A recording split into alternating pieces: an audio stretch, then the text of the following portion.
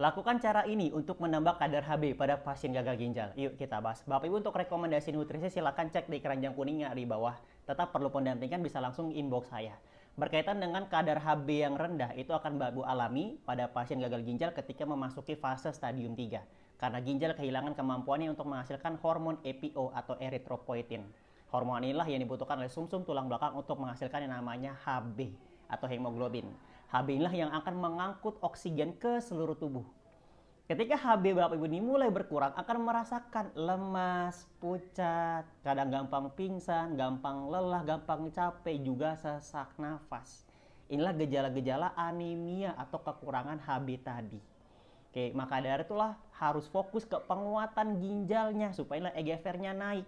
Kenapa Pak kok fokusnya ke penguatan ginjal? Karena Bapak Ibu, kalau misalkan untuk menambah kadar Hb, ya pada pasien gagal ginjal itu harus kombinasi. Tidak ada yang memang pasti angkanya.